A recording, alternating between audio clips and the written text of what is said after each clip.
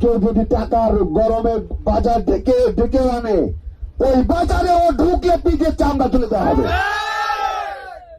এটা অধিকার তোমাদের খাওয়ার আছে, তোমরা খাবা। এই বাজার থেকে যেসব দালালে আছেন, আপনারা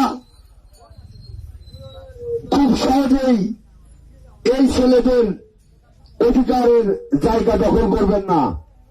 আর যদি করেন তাহলে এই ক্ষুধার্ত ছেলেরা আর যদি এই বাজার ঘাট না খেতে পারে, সরকারের লিস্ট দেবে।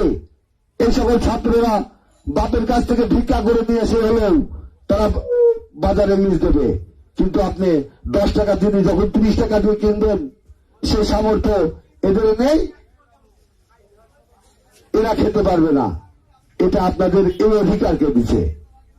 আপনারা যদি দেশের জন্য কাজ করতেন, আন্দোলন সংগ্রাম করতেন, রাজপথে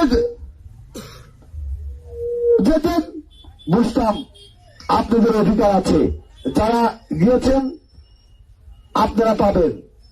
আপনাদেরকে দাঁত দিয়ে এই সকল ছেলেরা খেতে চায়নি, আপনাদের সাথে করে রেখেই খুব অল্প জায়গা দিয়ে এরা আপাতত জীবনটা বাঁচাবে। সরকার প্রশাসন এগুলো অপেক্ষা করে তোমরা দেশকে স্বাধীন করতে পেরেছ, সেহেতু এই সকল দালালেরাও দালালদের প্রতিহত করেই তোমাদেরকে এই অধিকার ফিরিয়ে আনতে হবে। রাজি আছো না সবাই? আমি দলের ঊর্ধ্বতম কর্মকর্তাদের দৃষ্টি আকর্ষণ করছি, যে আজকে যে সকল ছাত্র নির্যাতিত, যে সকল আন্দোলনকারী ভাত পাচ্ছে না, যে সকল আন্দোলনকারী আজকে টাকার অভাবে বেরোতে পারছে না, আপনারা অবশ্যই এই সকল ছাত্র, এই সকল কর্মী, এই সকল দলপ্রেমী মানুষদের দিকে লক্ষ্য রাখবেন। আন্দোলনের সঙ্গে যারা সম্পৃক্ততা ছিল তারাই এইগুলো খাবে, যে দলেরই হোক। আমরা চাই যে তারা দুর্দিনে দেশের জন্য কাজ করেছেন, এই ফ্যাসিস্ট সরকার ছড়ানোর জন্য জীবনকে বিসর্জন দিতে চেয়েছেন, সে যে দলের হোক তার অধিকার আছে খাওয়ার, সে খাবে। আপনি খাবেন না, কারণ আপনি কোনো জায়গায় যাননি। আর যদি যান, তোমরা পারবে না এদেরকে প্রতিহত করতে।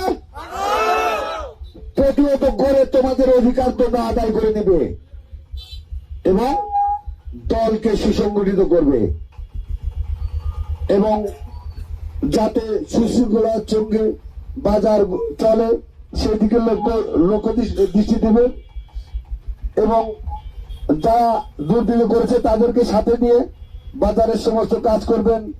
কেউ যদি টাকার গরমে বাজার ডেকে ডেকে আনে, ওই বাজারে ও ঢুকলে পিঠের চামড়া তুলে দেওয়া হবে। এটা অধিকার তোমাদের খাওয়ার আছে, তোমরা খাবা। আমি আমার সামর্থ্য মতে তোমাদের সাথে ছিলাম এবং থাকবো।